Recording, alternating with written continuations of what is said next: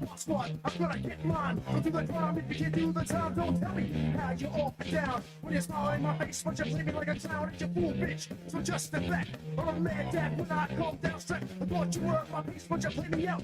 Now I'm mad as hell, and I'm full of doubt. Who you wanna roll with? Who you wanna roll with? Let's go. Who you wanna roll with? Who you wanna roll with? Let's go.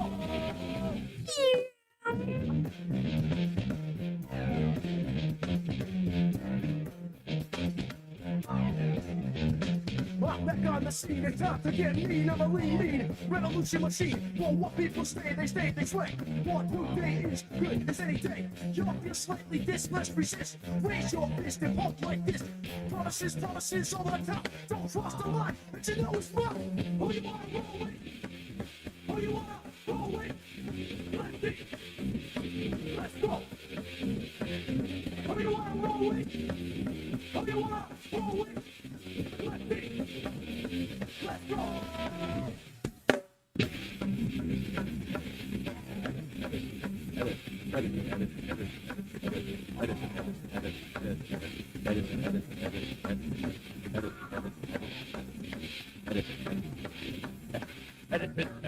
Edison.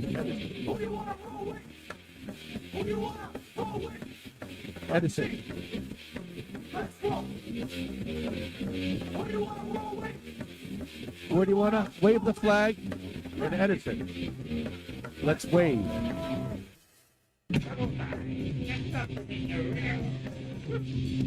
Come on, Edison.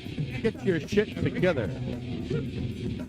Come on, Edison. Get your shit together. Come on, Edison. Get your shit together. Come on, Edison.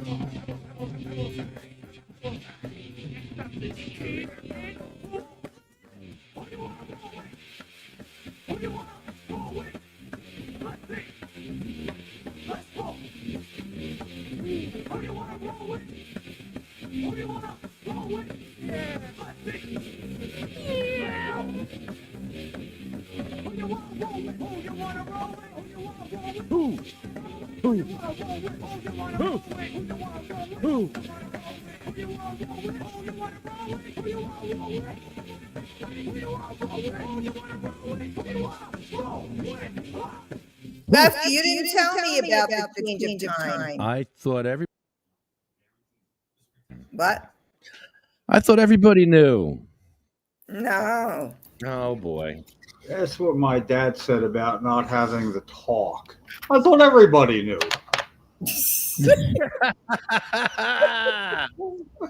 Yeah, too late. Really No, embarrassed. when I was on the other day, you might have mentioned it when I left because remember we were talking about. I said no guests until after the first, and then I remember Buckethead said that we were going to continue talking. Buckethead, what's his name? Bucket list. What? Bucket list. No. What's his name? I don't want to misgender him. Well, it's bucket. It's a bucket. Them. Bucket them. Bucket they them. There's only one kind of bucket. So what do we call him for? What do we call him? Buck?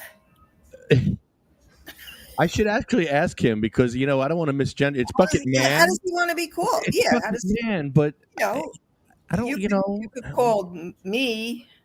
It's Bucket they, Bucket them, Bucket them. See, I'm here when I hear somebody say "bucket them." I'm hearing a whole different thing, bucket them. Damn, that's funny. So anyway, when we were talking, I said, we can continue this conversation. And you said, yeah, Thursday night. So then I clicked off because I had to make dinner for my grandkids. Watch it. Lefty will go back and look for the exact words because he knows he can. And one time I thought he said something and he checked me. fact checked me right on there. Yeah, I was wrong. Yeah. You did a fact check? Oh. No, I mean it was on what I'd said or he said or something. Mm-hmm. And yeah, I was as wrong as could be.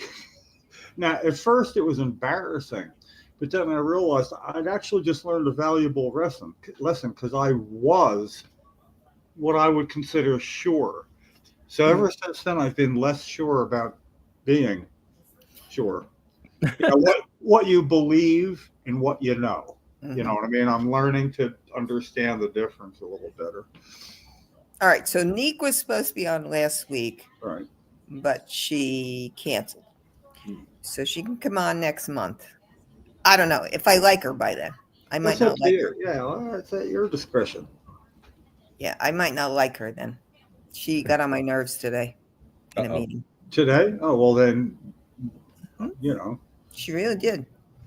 She really got on. Yeah, she's lucky she wasn't in front of me. I would have smacked her. Ooh. Was it a political conversation? Yeah, come on. No, you didn't get that. Meow. Come on. You had to open it. She's one of those ones that, she plays the violin all the time. It's a little kind of stop complaining. She starts complaining about finance. I said, yeah. I know all about being poor. I waited online for cheese. Okay. Did you ever do that? Yeah. Like government cheese. Was it the government issued cheese? Yeah, but it comes in a block, not the store block. Yeah, no, it wasn't sliced. And butter. And didn't you get it too? Government cheese, government butter too. Yeah, and the butter. Yeah. And we had to wait online for gas. Oh yeah. Right. Well, do you remember that? Yeah. Well, I remember getting there when one would open at 6, getting there about 3:30 a.m. and then bundling up if it was winter and sleeping until the station opened, and I wouldn't be the first car in line. Yeah, remember the odd number, even number license plate thing? Yeah, the license plates, right? I was married my first marriage, and we had an odd license plate and an even license plate. Man, Oh, so that worked for you. Well, yeah, it also worked if we didn't need anybody, because there are 2 cars. Mm-hmm. We could go fill one up that we wouldn't normally, and then drain it out into cans for somebody else to have. Yeah, I mean, Yeah. What a weird thing. I got in a line one time in Silverton. There's like I got in a line that was about a block away from the gas station. From the gas station, I thought. You're on the wrong line. I was in a line that turned around and came back for a different gas station. Oh wow! Yeah, because I thought it was they're online for that station and I'm online for this station. No, that line came, and that one turned. It was like I was out, And then the most dangerous thing that ever happened to an employee of any kind was being at a gas station. Somebody pumps gas in. Yeah, you almost needed protection because at first it was like you couldn't get any unless you had less than half a tank. They didn't want people crowding up the line for the last. What is that? Means somebody's putting their head into your car and telling you can't get gas. Yeah, that wouldn't happen today. That's a little too close, man. I mean, there are problems, Yeah. But we didn't have the automatic windows then that you could just push the button and, smack their head in there. I think Thunderbird might. Lefty, were you even alive yet when that was going on? Yeah, he's a little kid. Yeah. Little tyke. I was born in 1968. Okay. Oh, okay. I saw a lot of stuff. Yeah, but you saw that you were just barely out of the seat you had. He was in the back seat, yeah. Where he couldn't see over the seat. Yeah, he was being the kid. I was getting smoked out by tobacco people. All the tobacco heads would roll the windows up and smoke us out in the car. And that was the thing back then. It was terrible. Yeah. I didn't smoke, so. I didn't. Yeah, that didn't bother me. I like the smell of smoke and gasoline, Gasoline, yeah. I love that. Yeah, right? I know.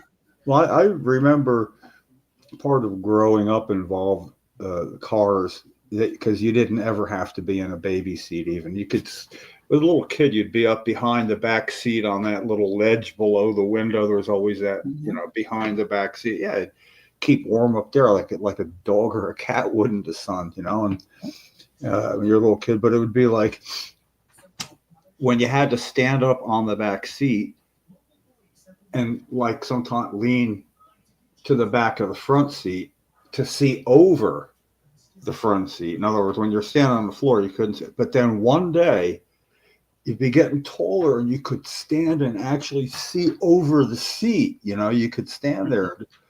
I got some absurd memories. I remember I got a little brother who was 2 years and 8 months old, and I remember holding him. But I remember holding him coming home from the hospital because I was so little. Remember everything about that moment.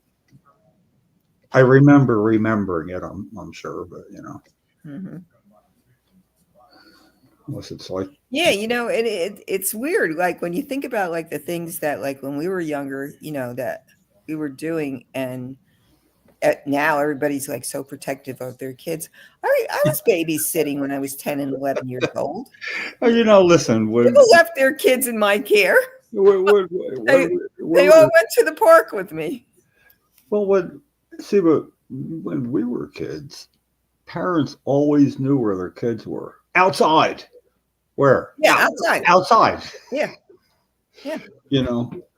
And you'd rarely get. And that's what you said when you were leaving the house too. Where are you going? Outside? Yeah. Well, you'd have to be within the sound of one's voice, sometimes. But you're lucky if your mom had a really loud, shrieky voice. When she'd yell for you, you could hear from a little farther. No, I used to go to the other side of. That was way out of range. No, I mean, if it's getting near dinner or something. But I had fond memories of when I was 11 and my younger brother was 8, and we went for a bike ride almost 17 miles, and then we realized we got to go back. So young, you don't think about the going back. You never get tired at that age. You can go on forever, but oh man, and nobody ever found out. Nobody cared where we were. Where'd you go? For a bike ride. Okay. That's it. Yeah, that was it. How'd you get hurt? I fell off my bike. Okay. Yep. How'd you get hurt? Play with Dad. Be home when the lights come out. Yeah. Oh. Yeah, when the street lights go on. Yeah. Don't hide when you're called for. Hi, Marina. Marina killed it last night. Did she? Oh my! I'm trying to make her video right now, and I'm having problems. So she's the first video I'm making because she just destroyed. There was a whole situation last night at Edison that we didn't talk about. Yeah, let me hear about this. I watched the live part, but I say watched it, but I couldn't see you, couldn't see Pat. I could hear your voices. But I listened to live while it was going on, so it was pretty. But I didn't, Marina. I didn't see you, or didn't hear. So tell us, please. Well, they blocked off our handicap entrances with cop cars and barricades. Okay. So all the people in wheelchairs and walkers and prosthetics and elderly could not get into the handicap entrance because they put cop cars and barricades in front of the entrance. And so they delivered the best optics you could have hoped for to make a point. Delivered on a silver platter. Like, this is the most ignorant shit I've ever seen in my life. So they made all the handicapped people go up this huge incline, which was not ADA compliant. It was like this. It was a big, huge, it was like this. So, and there was no railings. Lights were out, no railings. So Marina was having a hard time getting up there. We get up there, and then I noticed there was 2 people in wheelchairs, push wheelchairs. They had to push themselves up this 50-foot ramp, 60-foot ramp. It's a huge, huge monsters ramp. Then there was somebody in a traveler with the small wheels, and a woman was pushing an elderly man in the traveler up this huge monstrosity of a ramp. Did you get pictures? And it was raining. Did you get pictures? I got That's right. video. It was raining last night. Okay. Just now. That's disgusting. It was pouring out, and they made everybody stand out in the rain until like 10 minutes before the meeting. And The whole flag banning and Constitution, that wasn't enough. That wasn't enough, apparently. They apologized for that and then gave you this to follow up. They handed this to you. Yep. You see, it's Where is Edison? Where's Edison County? Oh, it's over the bridge. What exit? Middlesex County. 130 off the Parkway. Exit. I'm sorry. Just above the bridge. Yeah, by the bridge. Which The bridge? The bridge. The big The one that Bridge. divides. I live by the Divides bridge. north I and live south. by the GW bridge. No, the dividing line of New Jersey Bridge. Oh, okay, yeah. North, south. Dixon line. Raritan Bridge. So we used to say that once you cross over that Mason-Dixon line, you know what? You're on your own. Yeah, the Driscoll Bridge. So the business administrator, we asked who was responsible. They said, the mayor and the business administrator. We're like, oh, okay. So we asked the business administrator why they did that. And she's like, well, that ramp is ADA compliant. She actually said that. Those words actually came out of her friggin' mouth. She, And Did you not, know Liz. she looked at one thing of the compliance. It'd be it has to be 1 foot up, has to be at least 12 feet, no less, for every 1 foot incline. So, and a lot of people think, Did you record what she said? Oh, yeah. Okay. I'm making a video. I love when he could flippantly answers, did you photograph or video? Oh, yeah. I'm lefty. I photograph everything. I video it all. Yeah. I didn't get the wheelchairs coming up the ramp, but I got them coming through the metal detector. It was very important that they go through the metal detector. Soaking wet also. I'm like, there's people in wheelchairs here. The metal wheelchairs. Wow. Metal wheelchairs. And they actually held them up. They held them up at the... Wait, there's metal all around you. It shows. It beeped. It's beeping. You need to like get naked. See, Mayor Johnson wants you to get naked. I've been in that position a lot, and I did get to lift Cheryl out of chairs doing that, and it was equally offensive. But I mean, they could wand the chair itself. It's metal. Beep beep beep beep beep. The chair's metal. Thanks. Yeah, hearing. So what was the outcome? A lot of angry testimony. I heard that. Yeah. By the way, you were real good, Lefty. You do find the right level of righteous indignation / anger. You did it again. Not as good as the first time. Was like perfect. You were possessed, but this one was like almost like channeling yourself from them. And coming pretty damn close too. It was very good. Wow. The outcome was that they rescinded the ordinance. It was unanimous rescinding of the ordinance. And they were just like, we're sorry. They were like, we'll never do this again. Which? They'll never make you go ramps in the rain, or they'll never... Oh, no. I need an apology for that still. I'm going back to that apology. But Shit. Banning the decorum rules, which violates the First Amendment. They had an addendum or another amendment that said we're going to consider the flag a protected speech, and we're like, wait a minute, it is protected speech. Why would he need to say that in a freaking ordinance? You guys are idiots. You guys are truly idiots. Yeah. Who are these lawyers? They'll be protecting. They'll be protecting your right to assemble next. Wow. Marina said they'll take away our right to vote next. People in wheelchairs can't vote anymore. Yeah. Hey, if there's steps, you can't vote. Well, they'd have to make accommodations. They'd have to come outside with their little booth. Yeah. Mm-hmm. But it was raining really bad. We're never going to vote again anyway, so. Yeah. Okay. So it doesn't matter. Yeah, I'm done voting. Let's see. Okay, here we go. Everyone in wheelchairs or walkers should attach the American flags to their durable medical equipment. That will send them over the edge. Yes. Yes, it would. Marina, I'm working on the video so you can remember what you said. It's really good. Unbelievable. Yeah. She crawled up there. She took her leg off and crawled up to the podium. Wow. And then I gave her leg to the man in the wheelchair, and he gave it to her. Sorry for laughing. It was You know? it was like, don't mess with us. We'll make you look like idiots that you are. That's terrible what I saw. You know, it was burnt in my friggin' mind the way that when Jeff and Brian were walking up the steps in Brielle to go to the council meeting. That's burnt in my friggin' mind. This is burnt into my mind. Watching those poor people in wheelchairs come in out of the rain after busting their ass to get up that hill. Like, what are you doing to sick people over there in Edison? You guys are idiots. Wow. I'm disgusted, man. It's burnt into my brain now. And Jim, I'm you're muted. pissed. Got it. Yeah, because I'm having more fun now. So you can say it. I would have thrown it at them. Yeah.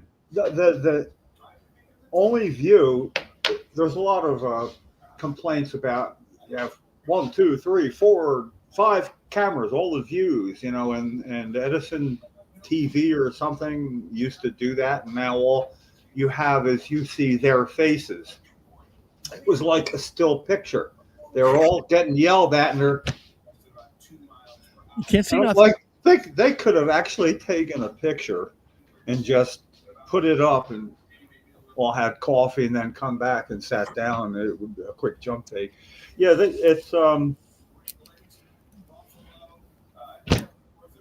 it's not suitable just to look at them. You're left with wondering what the other person looks like. You know, you have to picture the other side of, actually not the other side of a conversation. You have to, the picture is on the people who are listening, not the one who is speaking. Right. It's so stupid. You know, that imagine that. Hey, listen, let's instead of watching Stephen Colbert tonight, let's have the cameras focus on the audience. You know, the ones listening, and see if it's still funny. Makes no sense. Yeah, but that's become the trademark. Not making sense is, you know, they keep hoping -2 times -2 will someday be. I mean, they keep thinking. They got to.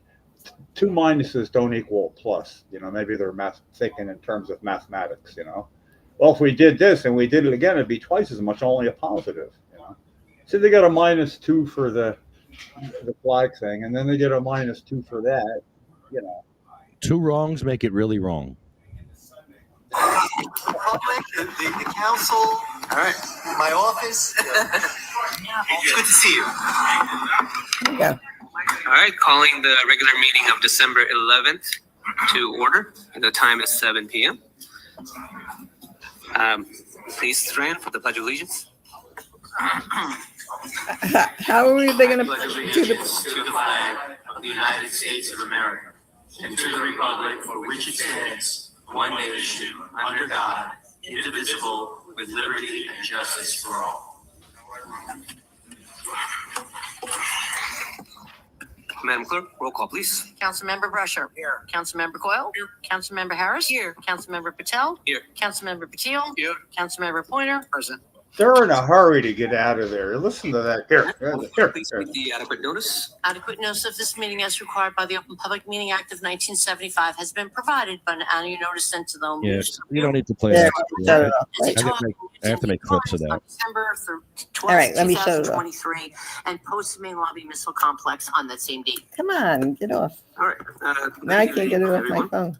I have already Oh, I have already shared my thoughts on concerns raised in the recent weeks, and my statement is available for anyone who wishes to see it on Edison TV or YouTube. Yeah, so this idiot apologizes, and in his apology on Facebook, he disables the comments.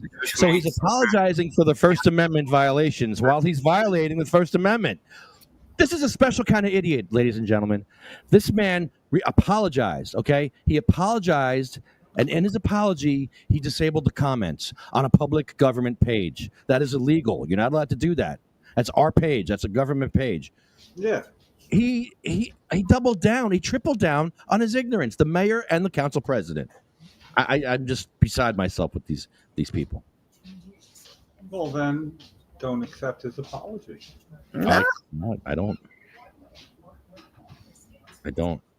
I can't forgive him yet. I'm not ready to forgive him yet. Well, you could be like, yeah, that apology just cost you 2 extra visits. Yeah, I need another 2 weeks to forgive him. 2 visits to forgive him. Remember, when Mike Kessler and me and Kathy was there to watch us protest their Ocean County Republican headquarters on Route 37, the little firebrand who was in charge that day, Frankie, he's like 25, yeah. He would stand there on the doorstep and insult us, and then Mike Kessler, burn victim, sitting there in a chair, look over at him and say, "That's going to cost you another hour. You want to try for 2?" It's like he was handing out detention and the complaint, "That's going to cost you another day." Yeah. So he shot back something, and instead of saying it's going to cost you another hour, he goes, "Can we order pizza?" I went, "Yeah, man, let's do that." So we had pizza delivered to where we were protesting. And then he comes back and Mike's chewing and goes, "You want a slice?" It was good. I don't know why I told you that, but it was good. Gail says she has bad knees. After she parked in the handicapped parking spot in front of the front entrance, she realized there was no way she could attend either Monday or Wednesday's meetings. The distance, the incline, the lack of railings discriminated against many, preventing them from attending the meetings. Yes? Wow. That's That's why I couldn't be there. right to the point. I had bilateral knee replacements, so I wouldn't have been able to be there. Let's see. Marina, she says, "I'm surprised they didn't say anything when I crawled up there and crawled back." They were in shock. We were all in shock when you did that. They probably had their lawyer's advice in their head. Don't say anything. Yeah. Don't say anything. Don't even participate. Which way are the cameras pointed? Right at us. Oh, that was stupid. That would be the lawyer. It doesn't count if you're not saying anything going like that, When Bongolio was singing, Bongolio started singing, and the Patel, council president, looked at the lawyer, and the lawyer said, "It's okay, let it go." The lawyer said, "Let it go. It's good. It's good." Like the lawyers run that town, not very well either. What was he singing? He was singing his I don't. about Joshi. He's singing what? He made a song about Joshi, Joshy. the mayor, Mayor Joshi, Mayor Penis. Oh, that's right. You guys were talking about that earlier, and that's when I said, "Okay, I'm out of here." Yep, that's his name now, Mayor Penis. See that I'm doing this like I don't want to hear you go into the whole penis thing anymore, but I got headphones on. That just makes it louder. I didn't do it. I'm just reporting what happened. There you go. There's the culprit right here. Got an early Christmas present. Connoisseur's choice little gummy. Mm. I don't do gummies, but it was very pleasant. I do. 50 milligrams. I'm going to sneak under the table for a minute. Guess what I'm going to do? So I just batted 3 things in my mind. Me too. These choices, and I was like, whoa. I even, it's like of course now my inner thing in the gym. You're expressing, that was fast. That was a quickie. Good one, though. Looks like it was a bit too much for him. I don't know what you're talking about. I had to tie my shoe. Your voice sounds funny now. I had to tie my shoe. Yeah, his Crocs. You know, those are not good for your feet. Do you know that? No, don't tell me that. They're not. They're No. horrible for your feet Tell us why. Ugh. because you don't have the proper support. Doesn't Oh, yeah. It's not the proper support. Those are horrible for your feet How come nurses wear them? because they're not all bright lights like me. I used to wear clogs, and I had boxing boots too. Oh, okay. I You were still fat. have them. What's this? I'm I'm getting getting stoned as F in 7 days when I get off probation. Branda's getting off probation. Yes. Probation for weed. Oh, mayor. What is that? A mayor avocado? No, it's not an avocado. That's a Second eggplant. eggplant. Mayor eggplant. Okay. Mayor eggplant. That just reminds me. That was that movie where Christopher Walken played a gangster. I forget the name of the movie. Christian Slater, Dennis Hopper. But he. Easy Rider. No. It was something. I don't know. Christian Slater. Oh, Christopher Walken was Yeah, in Dennis Easy Hopper Rider. played his father, and Christopher Walken was the bad guy with two henchmen. But it was. He's such a good actor. Yeah, but he it wasn't in the script, and he ended up calling him an eggplant. You know, like in other words, you'd call somebody something derogatory, and it would have to do with, I suppose, nationality. I don't know. Yeah, Mooey. Yeah, whatever. Yeah. It was funny that that's the first thing I heard. Christopher, well, then you're an eggplant. He laughs. You know, it's a good movie. It's a very chilling scene in a way, though. You know, Christopher Walken. yeah, it was a good movie. I liked him in Pulp Fiction with the watch. The story. He's in the army. My grandfather. That was crack. He was hiding from the Germans, and they hid this watch, and the only place he could put it where it was safe. He was in The Deer Hunter, Annie Hall, The Prophecy Trilogy, The Dogs of War, Brainstorm, The Dead Zone. I remember that one. That's what you're talking about, The Dead Zone, right? No, That sounds good. A View to a Kill, I'll let you know. Romance, Pulp Fiction, Catch Me If You Can, Hairspray, and The Seven Psychopaths. That's true. Cross-reference it with Christian Slater, and they'll come up with it. Kristen Slater. Yeah, Let's see. Kristen Slater. it's one of those things. If if it's able to rewatch it on Netflix, or I don't even know if they have it, but Okay, so I have a question before I forget to ask this question. quickly then. So The answer is yes. this is at 4:20 on Thursday. Now, when we go into January, are we going to? What time is this going to take place? Because then I'll start getting guests again. If you It's want, Always 420. We're switching to 420 because I It's want to gonna be stay- here at the dispensary when people are here in like rush hour and stuff. It's busy. Oh, it's Okay. all about you then. Okay. okay. It's all about And you not me. and do you want to resume with guests in January? Yes or no? Yeah. Oh, absolutely. Yes, right? Yeah. It might even be easier, I guess, for some people to carve out some time at that time of day. That could be before dinner. I mean, people maybe used to eat. Yeah, but people work, so Yeah. people, that time is okay for people on the West Coast, because of the way they work. Yeah, But that's yeah, good. our coast, it's got 4:20 is going to be hard. But they can come on at 5. No, Call us on your rush hour on your way home. yeah, right. We'll kill your rush hour for you. All right, we'll figure it out. It's not a Yeah. big deal. One of us will. Yeah. Yeah, between the three of us. Mhm. The 3 blind mice.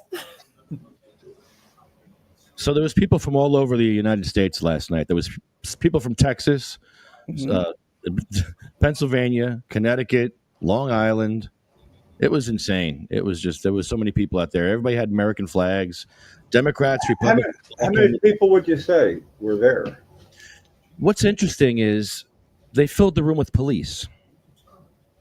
They filled the room with Right. police. The whole entire perimeter was police, and in the crowd, in the seats, were police. So basically, it was a packed house, but half of it was police. And I'm thinking that's a really good way to stifle the crowd. That's Because, intimidation. yeah, and you could stop a crowd from gathering by saying, "Oh, we're full. Sorry, we're full. You got to go now. You got to leave. We're Yeah, full." they can't do that.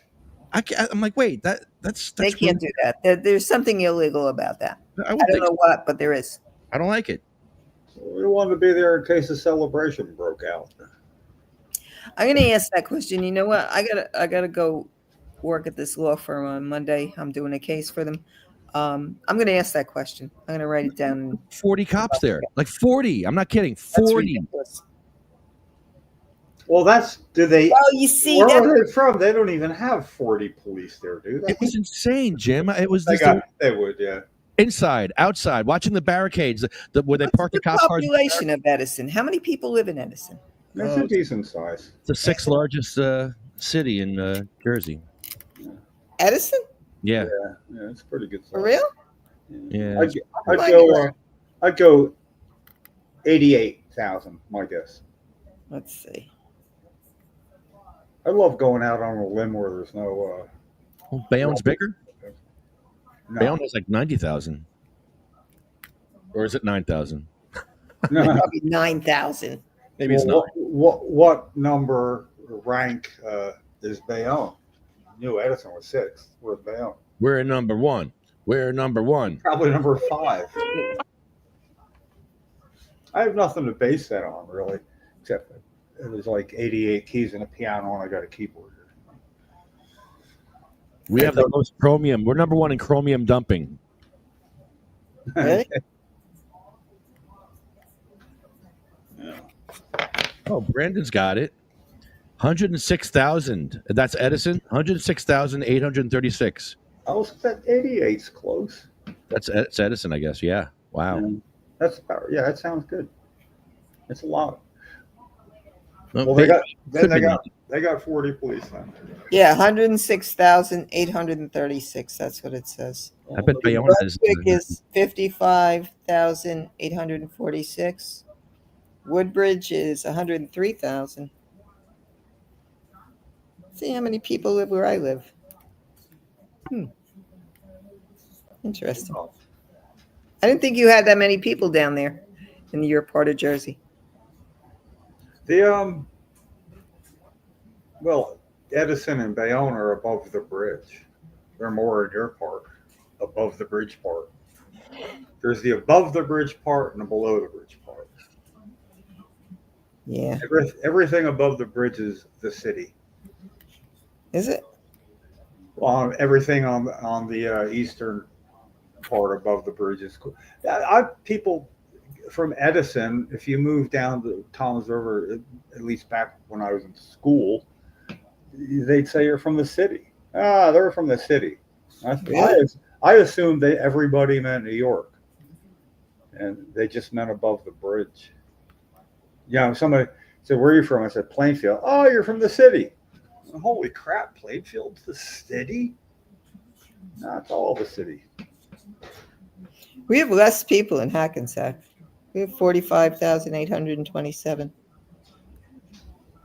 Springfield, Vermont is 20,000. Newark has the largest population in Jersey. Yep. 311,549 residents. That's probably less than it had 40 years ago. Did you know that I migrants lived here count? 40 years ago. Did you know that migrants count in the census? No, I didn't know that. I just Yeah, it's You big, knew that? big Yeah. money there. Yeah. Yeah, well, it's about it. That's they want to know for services. I think. because they do cost money. You know, how much money do we need? So the largest populated states are California, Texas, Florida, and New York. Yep. Interesting. California is a big state. It's the 7th largest economy if it were a country. It's a nice place to That's live. what I heard.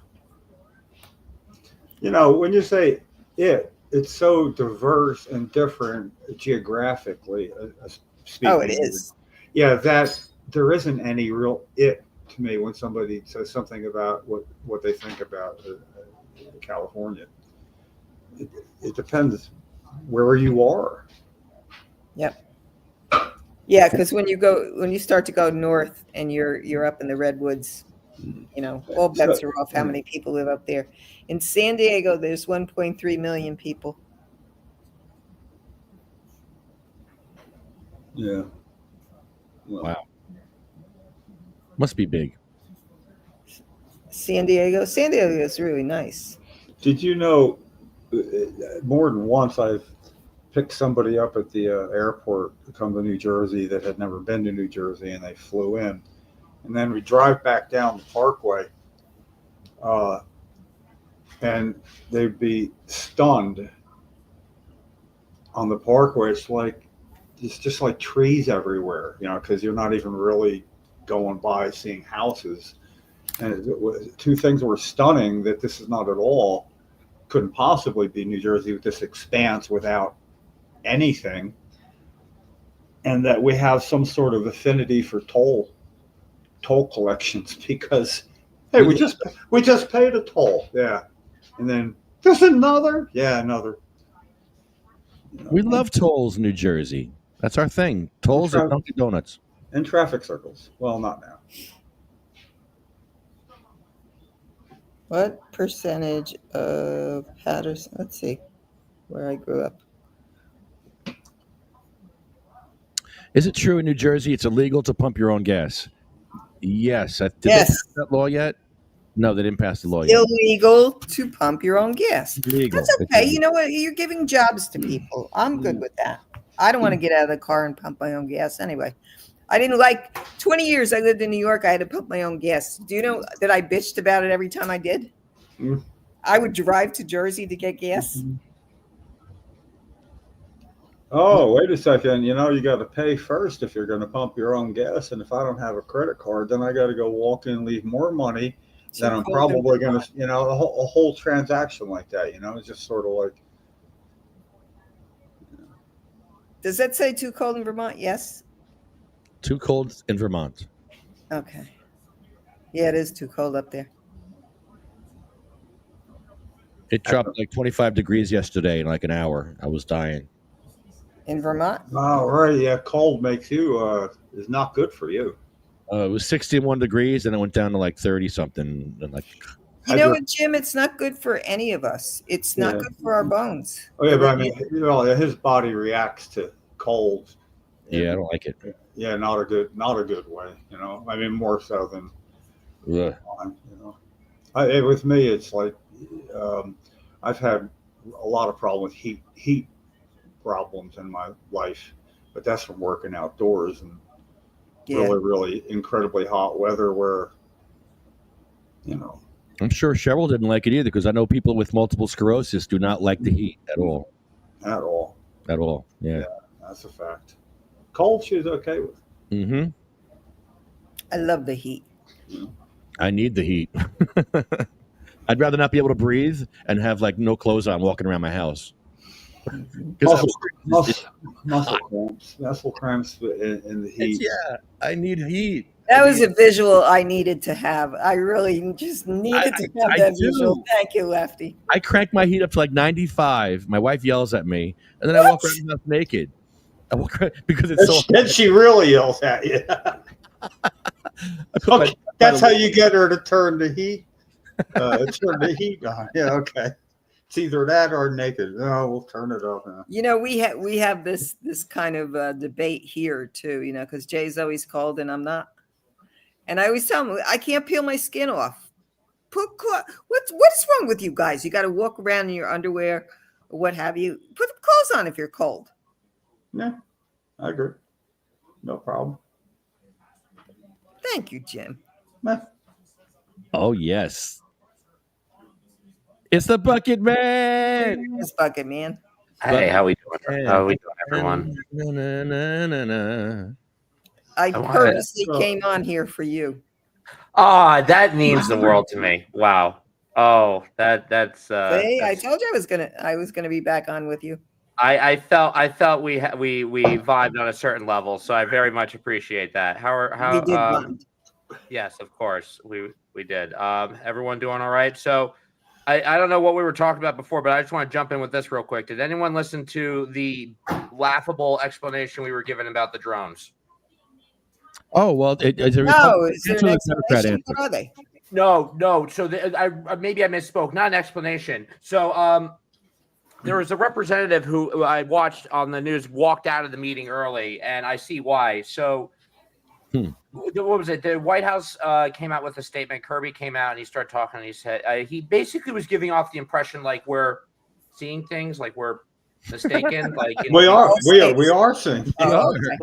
like, but you know, this is that we're mistaken, that we should be worried about these things. Basically saying that these are all flying lawfully. Yeah, no, I heard that too. Well, Yeah. if you don't have any laws flying against They that, blocked airspace for a medivac to get through to Chris. I heard that. Christine. They couldn't even There get was through. there was a That's- state trooper that's like- recently, who was talking about they flew over one in his helicopter. In case you guys don't know, whoever doesn't, the commercial or a hobby drone only goes so far.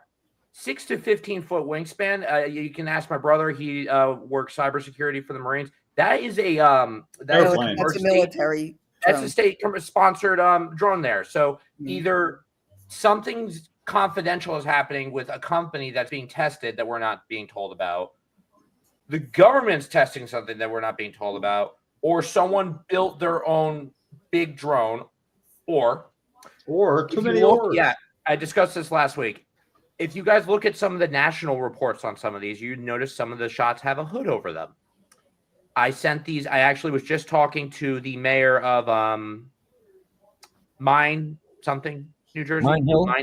Mine Hills. Yes, I just emailed him. He's going to talk to me later. I was telling him some of these are flying cars. They are being sold on Instagram.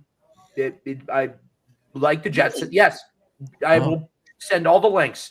The cheapest I have seen is $200,000 for these, which I don't have that in my pocket lying around, but we all know the price of a plane roughly, and that with a car capable, like that's pretty affordable for that. That aside, advertising, I think it's one of the grossest pieces of misadvertisement I've ever seen. Maybe not misadvertisement, but irresponsible advertising to say, take off from your driveway. No FAA, no air traffic control, but let's go. No laws against it. So, I mean, Have you seen? I don't think they're aware. I don't think it sounds crazy, but I don't think enough people are aware. How fast are they going when they travel? As far as the objects in the sky in New Jersey, it's been reported that they seem to be on a GPS track, that they're not straying, they're not looking like they're, I made a wrong turn or something like that, as you can see. But at what speed would it be? 15 miles an hour, 100 miles an hour? I'd have to say probably you'd have to be going like probably 60, 70 miles an hour that high up in the wind. Yeah, I saw this week, a couple of days ago, nothing to do with this, the prototype of something that would be a small car size, 2 people, so one person could fly it. The wings would, however they come out. And, it very much just went on go, but it wasn't going at really like kick-ass speeds or anything. But there are things that can do that. I mean, they're prototypes already. I did 200,000, I guess, for the technology involved in the prototype, especially, in the beginning of production. Well, I've always said when the airplane started happening, I wouldn't have been the first person to go up in one of those for a good 10 years. When I heard people talking about years ago about the trip to space, I forget who was doing that, Vonage or Virgin or something. Yeah, there was someone before that, I thought. Oh, wasn't it Gates? One of those. Virgin Galactic or something like that. It was like back in the early 2000s. But, Richard Branson, yeah. Maybe. Yeah, that was it. So, yeah, same attitude with that. I'd have to see a good amount of people go up and come back down successfully without any trouble. Yeah. What about lights, though? There's they're putting lights out. You know, in other I words, love that. That's their justification. Look, there's lights on them. No, but Okay, wait a minute. They're saying that some didn't have lights at night. They were turning lights off. Now there are air traffic control permits or laws or what have you, right? So anybody that flies in that airspace, controlled airspace, that's a huge violation. Yes. Oh, yeah, it's a huge violation, which kind of leads me more to believe that this is a foreign actor, if anything, because... Could it be semantics within the law? They're not flying there. You can't fly into... They're somewhere else flying with a freaking computer or something. The fact that if it's unmanned, now if it was an actual people in those vehicles, which is also actually a prototypical possibility. The law would read where it's being operated, not where the person is operating it from. Yeah, the idea that something like that also, which I would think would need a certain provability, because gravity in something that isn't regulated, gravity can affect things that break. In other words, like, oops, this one, and it can come crashing down on a house when it's the size of a car. So I would consider it, when it gets to be a certain size, a danger absolutely. to the people below it. Yeah. The mayor said earlier, the fact that it could malfunction and 200 to 300 pounds could just fall on you. That's a national security threat right there. They're saying it's nothing nefarious. You can't say that unless you know what it is. So the fact that that's the word I heard, the reason is blah, blah, blah. There's nothing nefarious about it. But you can't say that unless you know exactly what it is. How do you know? They can drop things, they can drop the drugs into prison complexes. At least they've tried, that's the low technology, the stuff you can I saw buy. that on Netflix. I saw them doing that on Netflix. They were dropping drugs. Yeah, well, but that's the other thing. That's interesting you brought that up, because you drop how much fentanyl acid on you can do something nefarious. There are people just like to do something nefarious to be talked about, and that's just like But as much as I don't think they're being used for trafficking drugs, like we know. No, I don't consider that nefarious. No, but it's no. Well, they were flying over. What is that? I'm gonna probably say it wrong. I usually do. Yeah. Where the artillery is in. Yeah, the military area. Sensitive area. What is it? Pickaninny? Fort John. Fort Dix. I'm pretty sure, isn't that, now correct me if I'm wrong, but you were talking about violation in airspace. I'm pretty sure that goes way higher in military areas. Yeah, it does. Yeah, because once you hit 400 feet, you're in military airspace. I'm talking about that combined with being above the military center. The restricted airspace, like an upside down wedding cake, if you could picture that over. Okay. Yeah, it's like a V. That's right. That whole airspace, if it's a restricted, sensitive area, And the other thing is too, they're all over the country. They're being reported everywhere. Yeah. Even a small drone can get inside. And if it was, we know if it was anything from another country, it would have been shot down. Yeah. Well, that's the thing. We don't even know. It's not from it. It's our military. Are we allowed to shoot them down? My fear. If you have a gun, I'm out hunting. We are. I'm out hunting and I see a drone. Can I? Hold on. What, is there a The drone government hunting may be season? allowed to shoot that down. I don't think we would be as citizens unless it's we as flying right. we as Yeah, us we as us would be. Yeah, we probably Yeah. wouldn't be allowed. that just alone from the lawsuit of it hitting something, but like, but my bigger fear, and I don't want to sound like, you know, watch the each other about this, but I'm afraid that it's someone with like within the country that's operating these for a nefarious nature. That's the thing that makes the most sense to me. Yeah. Not that like it makes less sense to me yeah. that the military didn't communicate with officials and everyone in this highly sensitive time, where everyone's jumping to conclusions. It makes less sense to me that happened rather than there's a bad group of actors within our country right now flying a bunch of drones around. What would Timothy McVeigh have done if he had drone capabilities? Does that name ring a bell to anybody? That No. Yes. Oklahoma City, the bombing. Oh my God! I don't know how that is. Okay. I was He born in went through Oklahoma he City. went through a whole fertilizer plan and did this whole thing.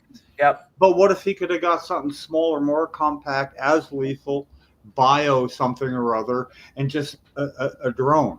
Yeah, it would have gone that way, you know. And I Yeah, love so- that so- that's not even so- being considered. I mean, So well, that's- what is it? You know, we not only deserve, we That's need, a pretty. You know what? need to know. You're bringing up a really, really valid issue. You know, Scary. like Yeah. what are those drones doing? Like, what are they dropping in our breathing space? Never Could mind be- airspace. could be something.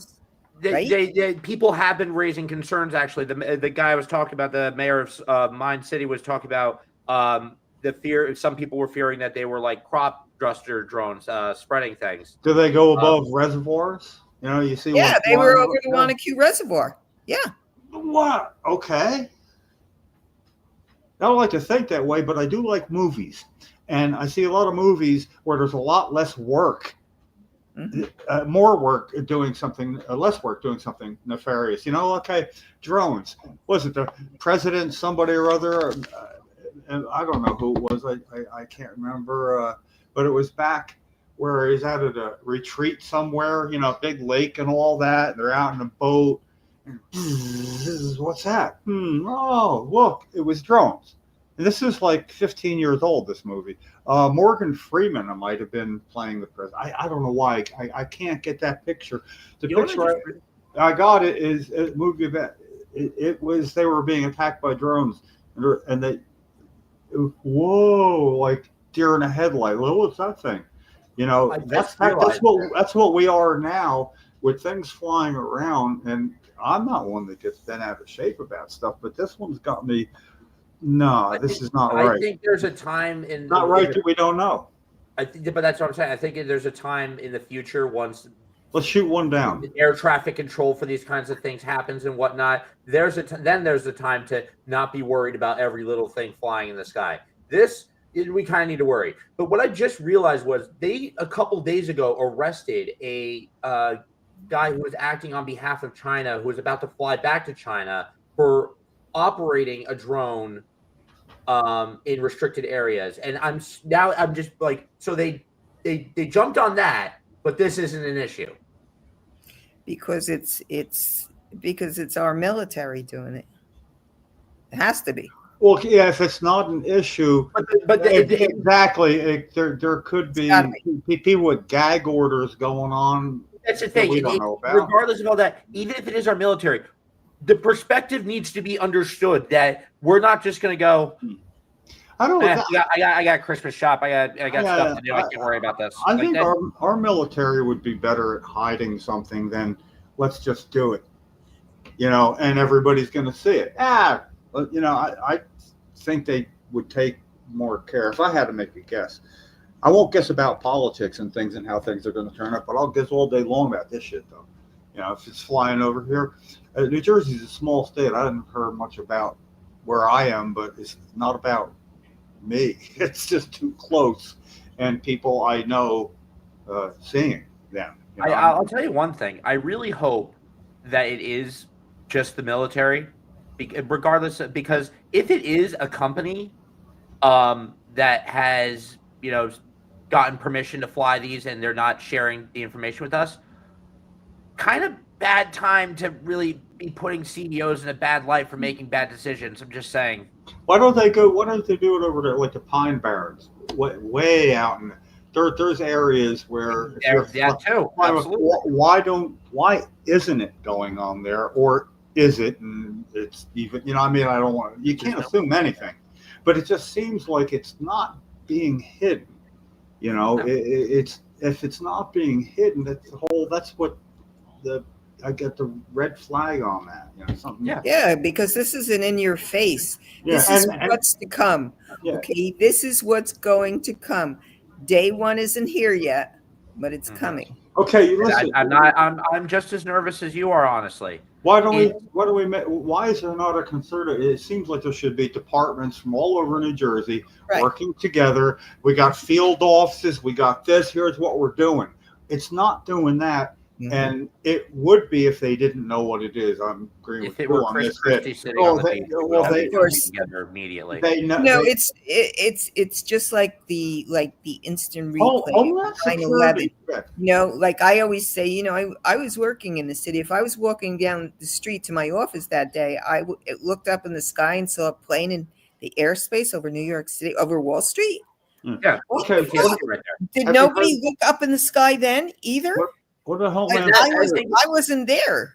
I think if anyone's going to be listened to, honestly, about this issue, a bunch of people who were like 9/11 people who were involved that day need to speak up and say things in the sky are an issue. That day proved it. Yeah, because I could have been killed that day.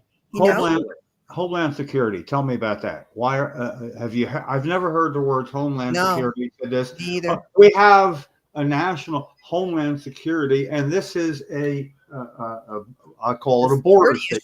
We border international waters. We border something other than land here, and that's all we always get extra protection. To your it's Homeland Security. If we're talking about it, other people are too. No, they obviously are.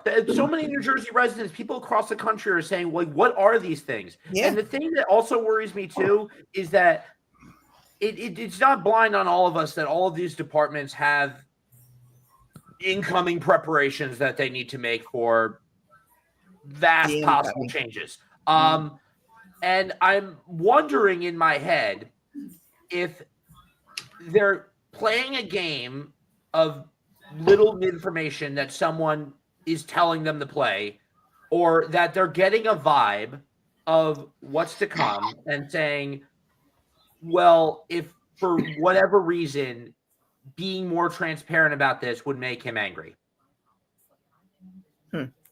Well, if it was one of the movies, I think it's a question we have to consider, given how many people are bending over through their legs and back up to please this guy.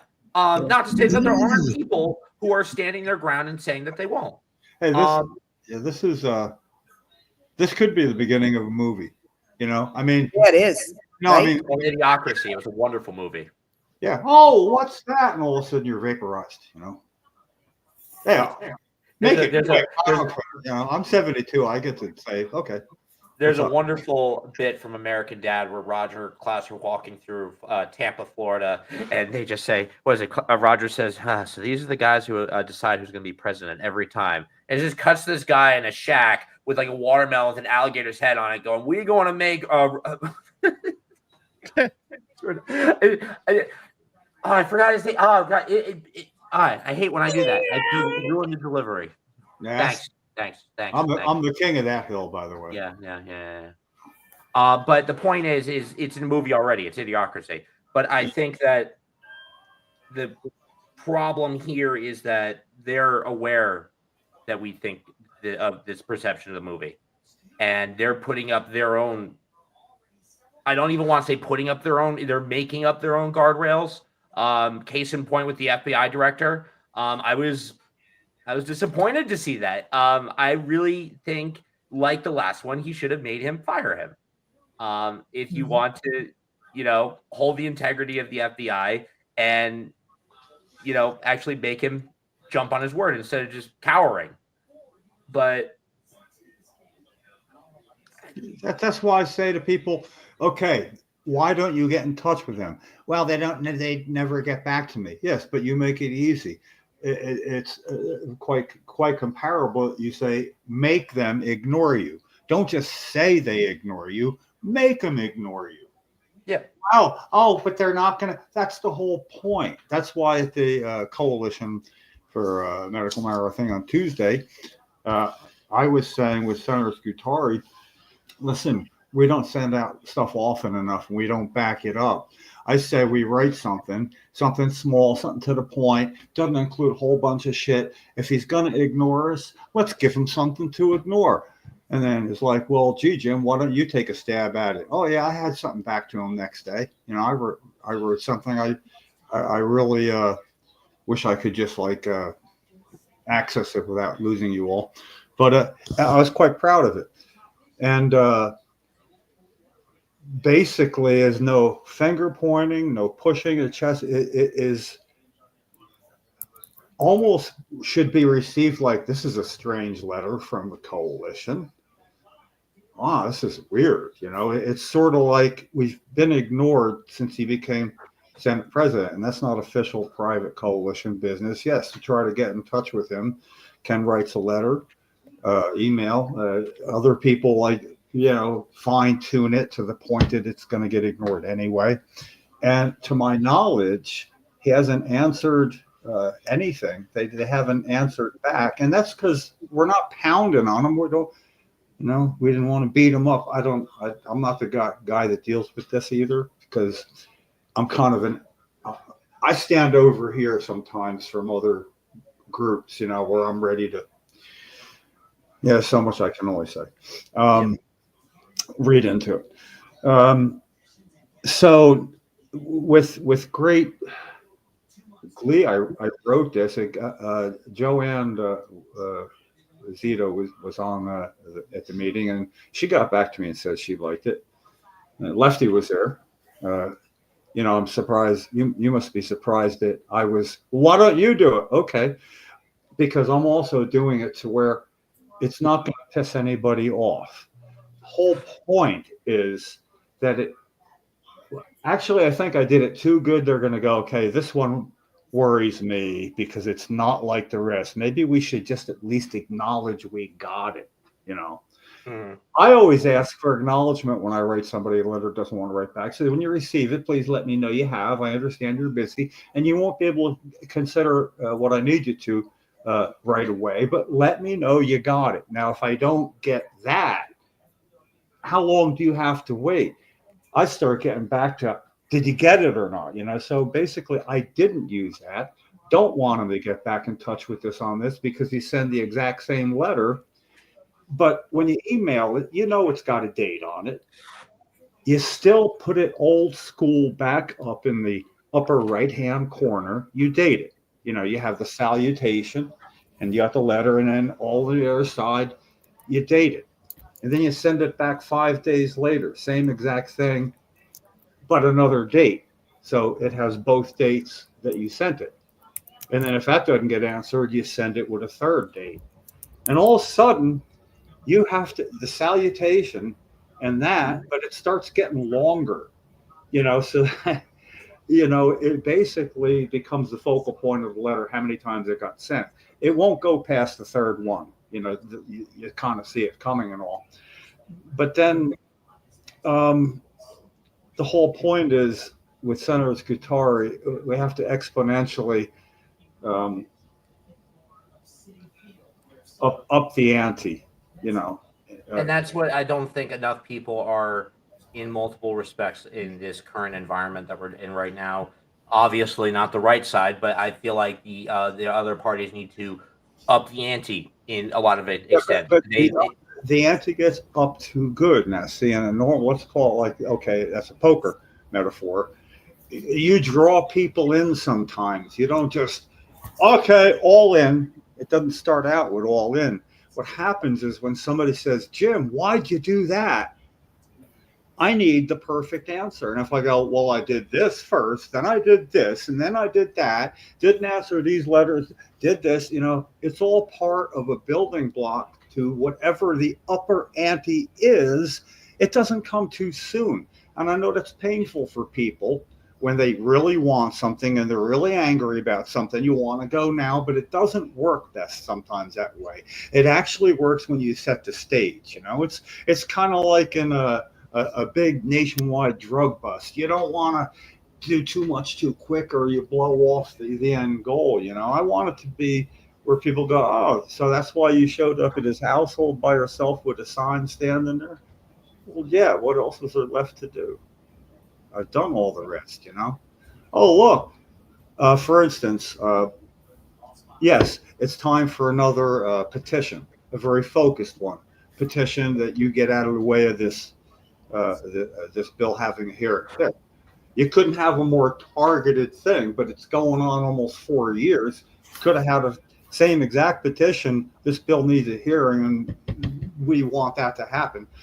How many people would have signed it by now? So it's like planting a seed. I helped. Actually, Joanne and me started. So she did the computer and the king got it done. But I went through the whole thing, the homegrown one. I did that, and that was like 4 years ago. Right. And it still gets referred to as, there's a petition, 3,500 people signed it or whatever. I mean, good. It's got a number. That's the purpose. It's not necessarily supposed to get something done. It's one of those building blocks. It shows why you went further. You didn't just overreact. It was a series of reactions. And it's a proportionate response, it's called, but when you're being ignored, got to take all those steps. So on that note, I don't know how long Sue has, so I just want to touch with her on this real quick. Sue, I just skimmed the article, and I'm loving the point you're touching on here. First of all, I wanted to say I hope that we're not at an era of long be the days of hell no, we won't go. I think the 2B movement is a excellent example of that, of people still saying we're not going to go, we're not going to regress. I highly suspect once he gets into office, I'm going to bet money, metaphorically, a month after, he's going to do something that's going to cause 5 different groups of people to raise arms against him. With everything he has planned, it's going to happen. So I could definitely see the impression of where that comes from. I feel like, though, this election was made more on fear and rather being persuaded by a salesman. Not that you said that, but that's the impression I got at first from it. But the other point is just I thought it was really funny. I think a lost opportunity for you to not say for the rules before you enrage. I did like this, though. This was, I think this is very necessary for people to read if they want to approach this, looking at both sides with a rational mind of how to approach how to approach government, society, people altogether, as someone who wants to go by norms and standards and rules and not just do whatever and plow over people. Mm-hmm. I definitely was going to give this a deeper read, but I just wanted to, you sent it over, so I wanted to give you a quick comment on that real quick. Yeah. And I've done classes on grassroots organizing and what have you. But there needs to be more, and there's not a lot of people out there willing to do so. We haven't. There isn't. For I guess lack of a better term to use, there is an underground railroad going on. Okay, and those messages are going back and forth. But it's kind of like a we'll see, because the generation and the generation that came after the boomers, I want to say, I could be wrong. I've heard from a lot of them, but we were told we would get in trouble if we did this, if we did that. They don't understand civil disobedience. They don't understand any of what this is about. And these are our rights to do so, and to understand what you do and how you keep yourself safe also is really an important, thing to know about. So, I don't know. I've done 3 different courses already with 4,500 nurses, and I get really, really disappointed in some of the reactions. Am I gonna? You know what? You know what? One nurse said to me, "Am I gonna lose my job if I participate?" You're gonna lose your job? Like that's the question. You just like I wanted to slap her. I get the worry, but like at the same time, you got to look bigger picture. Like would you rather fight and not have a job for a little bit? How old was the person that asked that question? Or will I get fired? 56. Okay, that Not gets that much younger. That's why I'm reacting. Okay, now, because that really is definitely a But it never really blew me away that somebody at that age, I could have, I would have expected it for maybe somebody, let's say in their 20s, 30s, even. Okay. Now you were saying earlier the messages, but I was really disappointed, and that's how insulated. Cannabis activism was that was for years. Am I going to get in trouble? And you had to beat the drum back while being an advocate 2 decades ago, saying you don't have a fucking target on your back. That stopped happening. Yeah. It's done. And do I have to use my real name? Yeah, there's still a fear stigma to it, but the point you were saying earlier about the message not that's what basically, to talk to somebody 56 should know. At that point, that was Of course, there's still you never underestimate what people don't know. There are people that don't know home grow is illegal in New Jersey who live in New Jersey. Mm-hmm. So start with that and work out. But there's all sorts of it boils down to ignorance, because a lot of it's no matter where you go, whether it be cannabis or just basic customer service, people forget Google's a thing. Right, ignorance is the right word, but people take that word the wrong way. Yes. Ignorance is lack of information. Doesn't mean you're stupid. It just means but there are some people. I'm just saying. I'm nodding my head, going when I'm saying something. Sometimes I always think, are they going to understand that when I say, in other words, if you say you're ignorant, that sounds like an insult. I say, but it's only your ignorance that allows you to say that. That's not an insult, but it sure sounds like it. But you said it just right. It sounded good, and I was like, good. I can say it like that because it didn't raise that. It is. Well, that's actually, the thing. You don't know. You're not responsible for how people take it when you call them ignorant. If they choose to take it personally, then that's No, there is a discernible. Say you're ignorant. Oh, you're ignorant. It's going to sound bad no matter who says it. There's a comedian that says, "Listen, white people and black people, white people don't know where to put the adjective. Sometimes, it's sort of like, that we'll be going like." Oh man, it was that Asian motherfucker that did it. White people go, oh, it was that fucking Asian that did it. Yeah. You know what I mean? You see, it's the same exact thing, but so to what you were saying earlier about the message not permeating, there's an excellent analogy I've figured out for why that is. And I draw from years of people telling me, like, you're a good person, you've got good values, got this and that. And I think in my head, years and years, it's not showing the results I personally want. When we tell people that to try to instill these norms, to try to instill togetherness, equality, not fighting against hate. And, I don't think there's a lot of people out there who want to hate. They're just afraid. They're afraid. Yes. And when they take that attempt to be that, take those, extra moral stances and whatnot, or, try to adopt more positive moral beliefs, and they don't see the results happening instantly, they revert, and they deem that way as it doesn't work. It doesn't work, and it's not worth doing.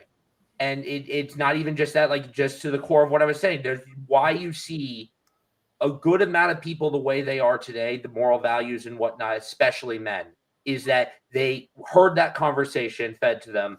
Oh, you're a good guy, this, that, and the third. They didn't see the results permeate, and then they just turned into trash. And I think that's honestly what happened with this election. We had someone who, granted, maybe we should have been pushing a couple different messages, but really just running on the platform of this man's talking un-American stuff and speaking divisive and hateful language. Not that didn't need to be said, but I think the fact that that was all that we said, and that doesn't work for people who aren't willing to be patient and see results play out and be human beings, they went with their fear. I think it's a tough road to instill this message to people unless, like in his first presidency, the results show. If they have things to get angry over, they're not. Let's face it. Whether it be roll the dice or something greater, Donald's on something. He's treated differently. That's just how it is. We have to keep pointing these things out, and we have to keep advocating against the hate and the awful rhetoric and actions. But at the end of the day, we have to be realistic with how these things have been playing out. The public has, even when he's under scrutiny, impeachment and whatnot, is willing to come up and even peek their head and say, well, hold on, maybe, and that's where the whole thing starts. So I think our responsibility is to keep calling him out and keep being real about everything here. And let himself be his own undoing. Our message is not going to permeate with a lot of people as far as their swaying factor of whether they support him or not. Well, it's his actions that are going to separate them. We have also. I agree with everything you're saying. First of all, we'll do that. But we're into batter up time now. It's telling people how things are going to play out is one thing. While they're playing out, it's sort of like after 4 years of everything that costs more can be attributed directly to Joe Biden. I mean, it just goes straight to him. I'm not sending it there. That's just where it goes, I mean, but now with certain things that may be put into place, prices are going to not even stabilize. No, it's a lot of people that the economy, prices, people make the mistake of thinking stabilizing is one thing, going down is another. Prices are never going to go. Fuel, yes, fuel. Things that really have a wavelength to them, but things that don't have that wavelength are never going down. There's only one way they're ever going to change, and that's up. But it's going to be put into motion. They're going to be pushed up by vast changes going on all at once. Day one, if the hurry to get the first 90 days, the first 100 days, the first, all that. The chaos is going to be in something else that's coming that nobody seems to. I mean, not nobody seems. There's not going to be able. The Republican Party is not going to be able to function smoothly to get things done because they don't have enough majority in the House. All it's going to take is one or two people willing to tank something to do their own, and now they have that. They used to be 20 years ago the party that stuck the fuck together. Democrats were more open-minded and thinking in different directions. They were more ready to let's go. Marching. Adults in the room now. But not now. Not now. And the whole thing is we got this thing that Mitch McConnell. He's not retired. He's got 2 more years left. He's just not. Mitch McConnell, I don't have any faith in him at all. Yeah. First of all, between his medical failings and fallings and the fact that he didn't have you mistake me. To be able to stand during that impeachment was just the way you said that. I would think that you think that I'm saying something good about him, and I'm not. No, I'm not. No, I No, I mean, well, then I'm continuing. just chorusing. Continuing on, he's realizing now that he isn't the one going to be pulling strings. He's actually sat back and gone, "Oh, what the fuck." What the fuck? Right. No, no, he's had time to do it, so he's not full force doing it yet. Mhm. He has nothing else. He has a legacy that he knows he's already screwed up. It's it's easier to see when you're not going all over. Now he's just, oh, he's still a senator, is he? Yeah. I thought he quit. Is he retired? No, he's alive. Yeah, he's got all this time now where he's not being pulled. And yeah, okay, it does stink, and he is helped that happen. I mean, he didn't have to. At some point, he was there, recognized him, turned back to whatever for Now whatever he's not. reason. But see, he will be pointing out things that other people wouldn't be pointing out yet. And since he's the one that helped bring it there, he's going to be having something to say about it. It'd be No, I interesting. had this. I had this discussion with somebody the other day, and it was about. Flatteringly, I'm saying it because he's the asshole and he's realized what he's, and I have no sympathy. It's just that I'm hoping that it is going to be that way, and the promises aren't going to be kept again, but the promises are about what really matters to people, the economy, their well-being, their finances. That's always been it. I mean, it's human nature, and that you can change all the other stuff. You could, the problem is going to be, oh, go ahead, make it look like you've locked up a border. Okay. Oh, make it look like all these massive immigration things going on. There's going to be a lot of people going, all right, except for the fact things are costing more. And that's what they really care about. Yeah. So all of a sudden it's all the money's been spent on immigration and it's costing us and what's going on.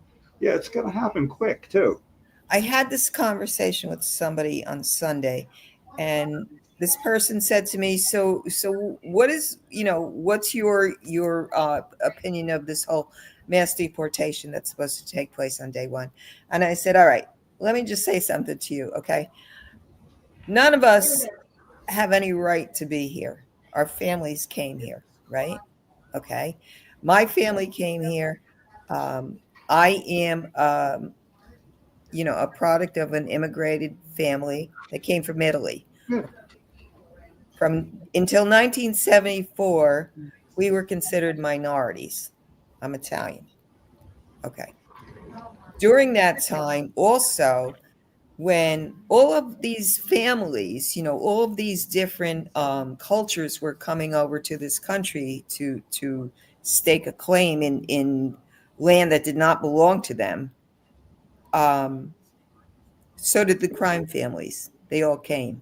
So if anybody forgot about them, I can tell you everybody's name. Okay. And we're still here, right? We're still here. The 5 families, the Colombos, the Gigantes, all of these different, so from each different culture came a cartel, because that's the word they use now. Everything's a cartel. Yeah. There was the Irish mob, the Russian mob, come on already, people. It's get over it. The mass deportation stuff, I don't believe him. I really don't. I don't believe that he can actually, how is he going to pull that off? I'm not going to say what I was just going to say. Never mind. No, it's unrealistic to think that they're going to pull it off. I got to tell you something. But it scares people. It's scary. But here's the thing. From my perspective, as someone who grew up with autism, a learning disability, that people said, you're going to have a different, skewed, unrealistic perspective on things, and you're going to be different. You're going to have things have to be explained to you. And then I watch an election be won on the basis that CEOs are being taken from people, but a bunch of CEOs are being put into the White House and administrative positions, and then also a CEO gets murdered and everyone's chanting that while people are proposing a plan. It really just puts the whole autism thing in perspective for me, and I've always loved that as I've always wanted that as a campaign poster of just like, I'm 30, autism, I'm being told this and that, but I have the learning disability. Yeah. It's just Well, there was a questioning: should we have an IQ limit for people to vote? This is like going back 20 years or so. Oh wow. Yeah, and seriously, I think I cracked that nut almost immediately by saying, well, basically, in a vote this way or that, the people that you don't want voting because of what you would consider too low of an IQ, if they would vote the same way as you, what does that make you? You know, Donald Trump. No, in other words, you know, I don't know. It's no, I get what you're saying. It's up to scrutiny. It's up to it's a subjective number. IQ subjective to what? Of course, yeah. No, I mean, it was a stupid. It was one of those things like, why would anybody try to do that dividing line thing? Of course, that was, before that, it was you couldn't sell liquor in liquor stores on election day till I forget what time, like 6 o'clock or something. I thought that's stupid, because people are going to drink anyway. But then, like, that matters. Anyway, I think we're more to watch and see what happens than having to, figure out too much. It's impossible not to wonder, but it is important. That's too much time in it. But what I will do is wonder a little bit about a lot of things than any one or two things too much, because can I prepare for it? No. Well, Okay, but think about it this way. If North Korea came out tomorrow and said, we are debating launching an attack on a sovereign nation or America, debating, that's not a definitive, that's a prospect. We'd still think about that and plan out scenarios. It's the same thing here. We've already got that. Yeah. But, I mean, the only scenario, people, I don't even know how that would. I think about that all the time. Probably living anywhere near coastal, where you're actually some of the closest targets. When they're going to, depending where things would come and all that. But even that, it's like I can only give it that much energy because the way it makes me feel doesn't go away when I stop thinking about it. In other words, I start to feel a certain way. Now I'm going to have an omelet. Now I'm not enjoying my freaking omelet because I still have that feeling with me. So I try to get as much cerebral information, but when I start wanting to do something, if I start wanting to reply to something I'm reading, that's when I feel like, okay, Jimbo, back off a little bit. You strike me as the type of person, Carl Pilkington once said, I'm not the type, I can't enjoy something in the moment. I can only enjoy it looking back at it. Something to be enjoyed in the moment. I enjoy in the moment better than anybody. I have all sorts of markers. I mean, if somebody took a picture of the one cruise I went on going under Verrazano Narrows Bridge, I would like some I don't know what's sitting there. It's nostalgic. Smiling with my eyes closed and kind of opening and looking around because I was visually implanting that. Now I don't know why that moment, but it's I love enjoying the moment, but I don't know. That's like always the end of something. Like, not the end. I mean, it could happen over. I don't know it's like the beginning. The anticipation sometimes, often, is even the best part. So I also want to enjoy the anticipation of things, but I can't enjoy it if something else is dragging me back, like certain realities that we're going towards all sorts of who knows what right now. This is a historic time of when, oh, they didn't know it was coming, those poor people back in 2024. No, we know.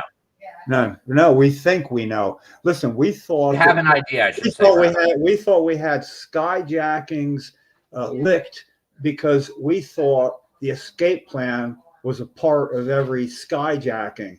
And weren't we surprised when box cutters would give you control of your mission on an airplane, because it had nothing to do with escaping. We didn't think in the terms of people that would be willing to do that seriously. And our world changed that day. Holy shit, different, you gotta beware.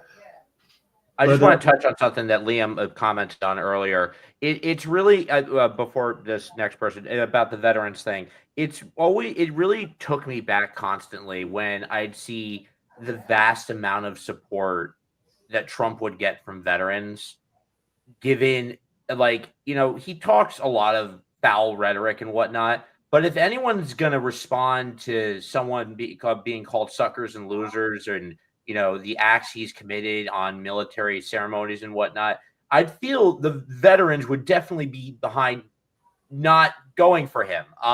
So it's sad to see, anytime veterans losing out on benefits and sleeping in the streets. But I just want to make that point because you said that it really took me back, all the support I saw him getting from veterans alike. It was very sad. I want to say something about Medman's got a good point. I put it a different way, totally, though. What do you mean? Well, I consider that if I have to pick a team, my team is based with me on what I consider the lesser of two evils. Now, I don't like the word evils. That's a phrase everybody understands, because to believe in evil, you got to believe in all sorts of other shit. I'm just saying it's like being asked, do you want to be shot or knifed? Okay. There is probably a choice to be made, but it is nonetheless the lesser of two evils. And the thing is also that to even have to make that choice, there has to be something you can do about it. Because if it's all up in your head and I have to choose in my head which way, and then I got to choose in my head, I don't choose in my head. There are things that people can do. I mean, look, we're here. Always something I can do. And I bang my head against useless walls like home growers. Useless walls, you're blaming the walls. For years at a time, But if you can't, if you can't do anything about it, I don't give it as much. I'm hoping I'm going to react correctly at the time, of something happening and make good decisions along the way. But I can't plan so many moves ahead when there's so much uncertainty, except for the fact that if there seems to be one obviously more detrimental, the lesser of two evils, depends how you want to look at it, then yeah, I mean, if I got to go in and vote, I vote with the lesser of two evils, But actually, I vote with the lesser of two evils. Actually, I don't. We're always doing that. I did. I made that the exception. This election, I voted the lesser of two evils. I realized before that, I had a very solid track record of voting third, fourth, fifth, or sixth party for everything all the time. I broke that this year. I voted specifically, but it's because. And I think some people get really changed once they become legislators because they think they can do things. Then they find out they have to make deals to do things. You have to, or you get ostracized by your own party and you will get nothing done. Did anybody watch Serpico? Yeah. You know, it's sort of like if you're Serpico and you're the only honest freaking cop, yeah, you're not going to be in for a good time. So when, legislators like, I want to get something done and I'm one vote short, am I going to make a deal and not vote the way I said I'd vote on something to get this done? If you don't compare any cop movie to if you don't do that, it's like that legislator, and I learned it. I said this before. I wish I knew if it was Arizona or New Mexico 20 years or so ago, actually ran on being that guy. And he was that guy, and he got elected. He didn't get committee assignments. He runs for election in 2 years. He didn't even get committee assignments. He didn't get any bills passed. He didn't have it. He voted.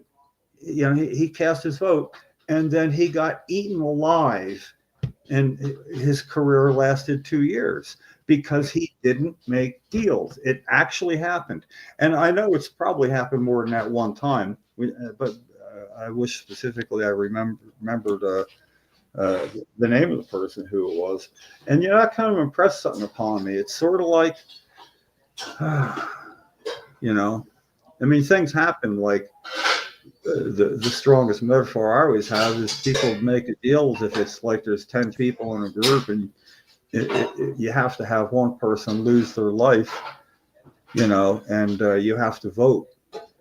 And it's we were talking about Tuesday, though. It's that like wake up at rest, But it's like we were saying Tuesday, or I was saying Tuesday when we were having this similar conversation. Every leader throughout history has had some level of something that wasn't positively viewed about them one way or another, even Jesus. So it's no surprise to me that we're still at a point where people are being bought, people are being supported by. It's the outward message that matters, because that's all we really can speak up against and have control over. Yeah, and also let me say this ties into something right here.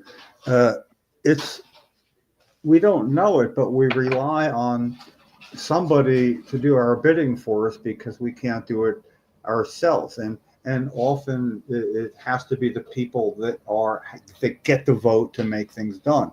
But it's often somebody sitting right here, Lefty, to do that dirty work, to be the one that does it all the time, so other people can walk through the door, So it's not so much the people walking through the door that have to be really good. They need the door opened, and that's a way of taking part in the grand scheme of things really brilliantly. So like if you can't do anything about a million things and you can do something about one thing and don't, that's the fucking problem right there. And the perfect example sitting in I don't know how your screen is in my upper left-hand corner, is somebody that doesn't need instant results either, instant gratification. You could be ready to beat that goddamn drum as long as it takes and go beat something else while you're doing it. And so, so it's like, if there was somebody like that or more in many, many different concerns, and there's always somebody at the top of the heap for beating that drum. It's kind of easier for me to find ways to help people like that when I can. It's not just like doing this. I mean, help like this. I mean, it's like be there for somebody. Yeah, that's a righteous cause, dude. I'll be there for you. It's when there is a possibility of getting things done, and that's why Lefty's a perfect example. It's like how many trips around that block. Why do I even know what 49th and B is relative to Bayonne? I mean, look, he's freaking sitting there right now. See, that's what gives me reason to think things can work out, is I just want to be able, when shit comes to shove, to identify with who it is I want to help. And they're there, Lefty, put that thing I just shared on the screen. That's what we can expect out of the next 4 years, right there. He's brought something to his desk that is just like, what are you gonna do? He's gonna go, and he'll do that so much that he will fall back in his chair. There you go. Oh my, oh my. Yeah. I gotta say, as much as my feelings are against him, I love doing that character. It's so much fun. I was at the Kind Halloween party. Oh, look at that. Yeah. Dressed like that, and there's a video where someone came up to me, and I ran up to him and I said, "Have you seen CNN anywhere? I'm trying to brand Anderson Cooper." Brand? I'm like, Yeah. at least he's not calling him governor. Let's go brand him. Well, let's ask Governor Trudeau how he feels about that. Governor. We have some breaking news. I love the yes, deserved on some part, but the outspark that guy was like, it's just you're feeding into him by like, okay, he called you governor. You guys don't use the term governor unless maybe you have some people who are British. No. Hey, governor, how you doing? That's it. That's really it. Yeah, but that's no. Is that what he said? He called the governor. He called the Trudeau Governor Trudeau, which they don't have a governor there. No. He called them that, saying, if you don't want to pay or can't pay the tariffs, maybe you should become the 51st state governor, and you can be and you can be governor. That's what it was. How demeaning is that? And then later, you know how he has a penchant for nicknames. Later, to call him Governor Trudeau, you know, beyond that moment. But see, to me, this is called this is diplomacy. It's a time for it. It's not how a president should be, and if he is, don't let anybody see it, because theoretically he would be the one taking this abroad at some point, and even here, but there it won't play well. It's like a comedian that doesn't understand a culture saying funny things, and it's not going to play well. But from a comedian that did understand our culture, let me tell you, Robin Williams got it spot on. Yeah, I was watching an old stand-up bit he did about Atlantic City. And he said, you know, Donald Trump's a very scary man. You know, he buys all these pieces. He's like, the properties are like monopoly to him. And I honestly think the hair is a separate entity from the Donald. I think at the end of the day, he comes down, the hair comes down. He's like, we're going to go sleep with women, go to bed. So, if that came out as like, you know, yeah, the hair's moving in a strange way, or, you know, it looks like it's breathing or something, I'd jump on that. Absolutely.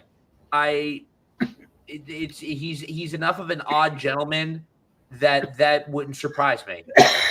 Or if he were, like I suspected, not human. Using the I term. don't believe him or Elon Musk are human. Yeah, well, it's crazy, isn't it, that we have a guy who's orange telling people who aren't white to get out. Here's what I'm a couple minutes away from having something to eat, first meal of the day. There's always something to watch on YouTube, comedy wise. You know, think back to anything that ever made you laugh, and for me it was seeing how quick things have changed. When I say quick, in a lifetime, by watching some of from All in the Family, some of Archie Bunker's finest moments, and it was, holy crap, you can't run that as a show. You couldn't put that on television. You couldn't do that. We're not in that era anymore. No, I know, but what I'm saying, I get the point. I don't know if you do. Let me finish making it.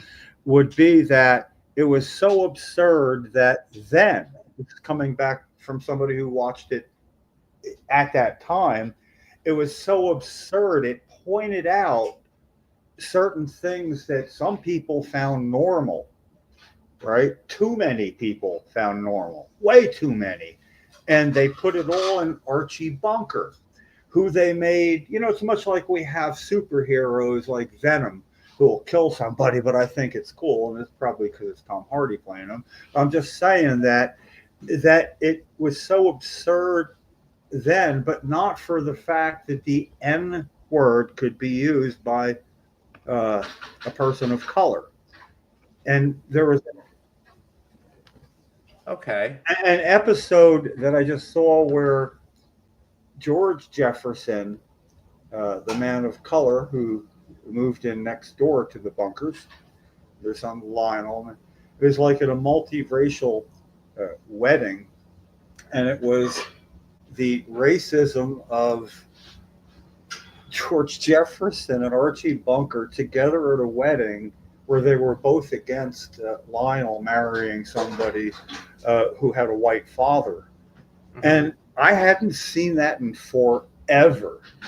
And I looked at it through a whole different light. It's too bad that couldn't be back on TV because it blows it all away. That there's still, like, we think we're more enlightened than we were then. We're not relatively speaking. We've become so much smarter about things, and still so much of that going on. Now I feel like you could relate. I just thought of this, and I feel like you could definitely relate and have some good insight on this. I want to hear your take on this. One last thing, yes. One thing that I think plays a lot of this, at least through the media lens, is that, do you remember, I'd say this stopped in the early 2000s.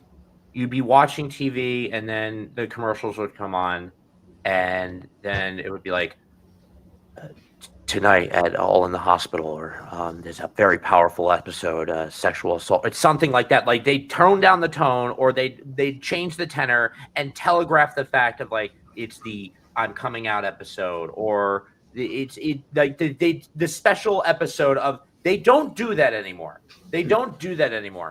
And I really think that was a way for people to know when a certain subject was not being made aware or wasn't aware to them, that was very serious. That, or just a small way of touching on serious subjects that mattered to people, that were, deeply concerning. I think that we, as a society, would do a great benefit by starting bringing that back. I think it was, I don't want to sound weird, wholesome in a way. You say what you want about it, about, like, the content of it, but I think the structure of 90s TV was very wholesome as far as the ritual of it. But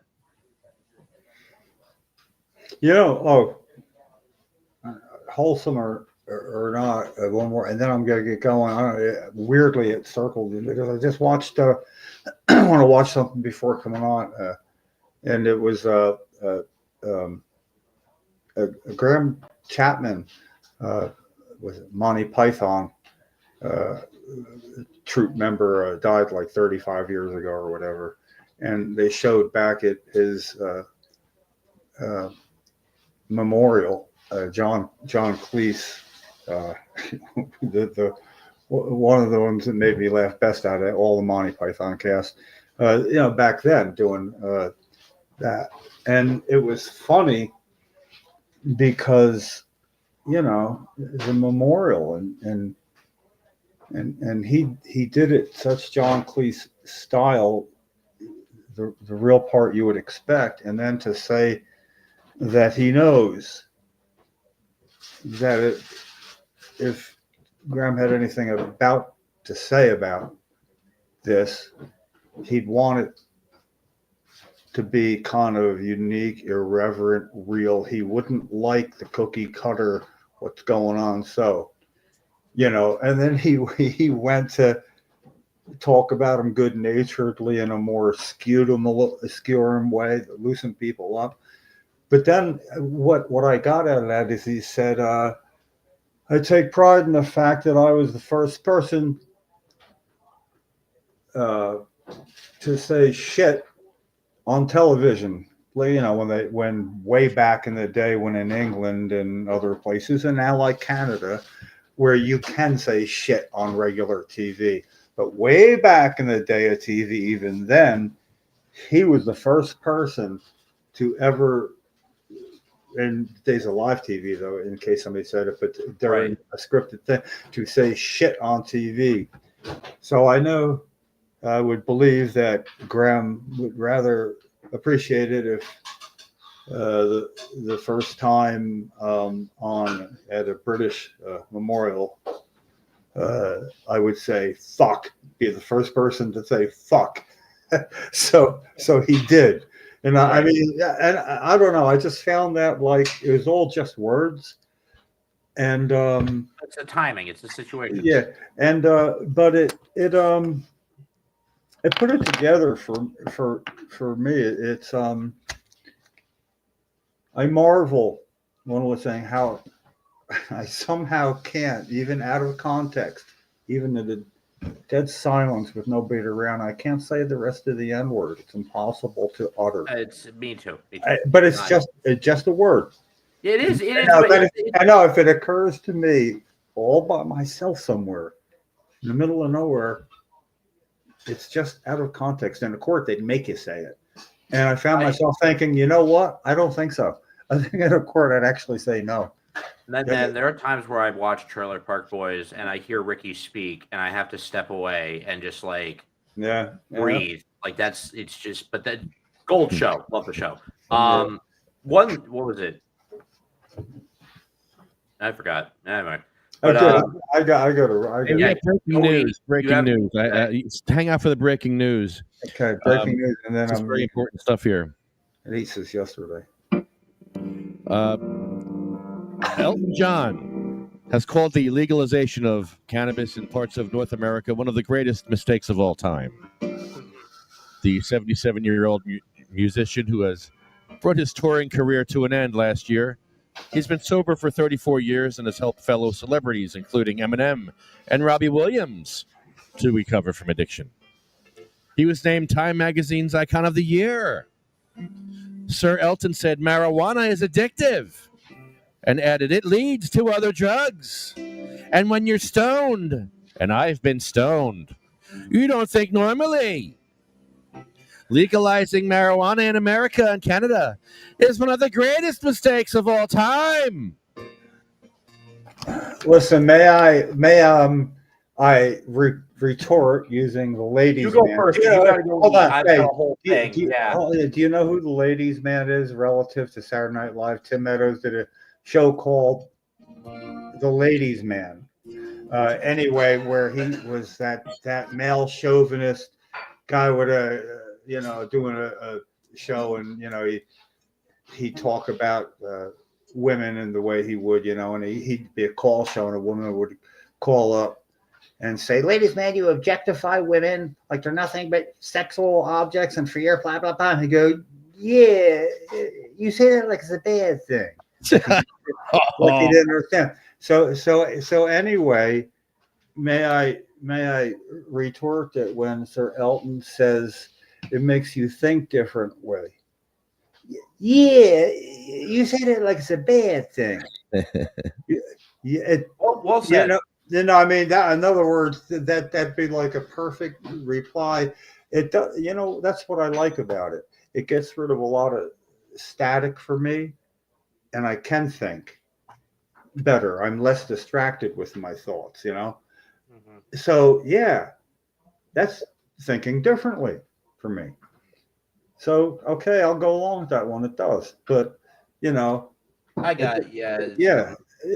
For me, for many people, that thinking differently is, like when you're an addict and you really want to get better and you're feeling that pull, and you can actually, it works. I mean, that's how there's a difference between addiction and anything. Yeah. So it can actually be used to get off opiates or help yourself, And if state of New Jersey says that's an accepted indication for getting to the program, who am I to argue with the entire state of New Jersey and the health department?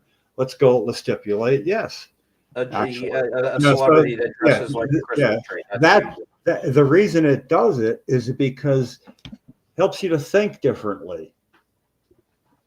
It's exactly how it helps you to go with the program, whatever your program might be, So, he's just an old man, I got yeah. You know what? I wonder if it'll affect how I like his music because I like certain songs quite a bit. I wonder. Lefty, Damn it! when was this posted? Just now. Okay. All right. I'll boycott. I think I'll boycott him for a while. I gotta go. I yeah, really yeah. gotta. Yeah, but Jim, hey, good listen, talking to you. finish this off. I'll watch it later. That's the beauty of it, right? Thank you, Yes. Jim. Thank you, CMMNJ.org. Thank you, Conasense, UFCW, Local 152, Jackson Storms, Smoking Monkey, Arlo Glass, OprahMachine.com, Mad Hatter Dispo. We are at Mad Hatter Dispo. We're opening up soon. And SativaCross.org. Our list begins with Cheryl. So I got something. I'm gonna do this live as a reaction to this. You're gonna send this to me later, so I can edit this up. Okay, how do I put this? You know what really grinds my gears? This is gonna be the 16th episode of this. I'm gonna consider this. This is gonna be old heads who have ill views and ill and misguided views of cannabis. It seems to me that we have celebrities in the world, Miley Cyrus, Elton John, who don't seem to know the difference between addiction and necessity, between being addicted and needing something unnecessarily and chasing something that produces positive results for you. Elton John came out recently, like Lefty just said, and stated his opinions on legalized cannabis in North America, saying that it's one of the greatest mistakes that has been made. This coming from the guy who dresses like a Christmas tree and basically was the in-house for anyone with drug issues back in the early 2000s. Like you said, Robbie Williams, Eminem, all sorts. So for me to take advice from someone who really would go that deep into white powder back in the 80s and think that something lesser, marijuana, is bad when his reference points are mostly probably unrefined street shit. Yeah, I'm gonna have to say no to that. I'm gonna have to say you don't know what you're talking about. This is the continued problem that we have with cannabis, is that we have people who are in high statures of power or public status who have partied a couple times and think they know everything there is to know about weed, and that they're the green light on whether it should be legal or not, or whether we should use it or not. And this is how we got to where we are today with our leaders. We follow whatever someone. Lefty's very name of what he does when he educates police is the ignorance is no excuse tour. So basically, I would say to Sir Elton, ignorance is no excuse, even though you're right. He's ignorant of facts. Also, kind of reconciling something that was more of his choice than he might want to realize. Yes. In other words, it's a little bit of a crutch to, it's better to have fought something bad and won than it not being bad at all. There were parties I heard in San Francisco he would attend, and that were like drug-filled parties. And those parties, you'd have to walk up like hills. You'd have to trek to go do drugs. So I don't want to hear it, Elton. I don't want to hear it. No, yeah. I don't want to hear it.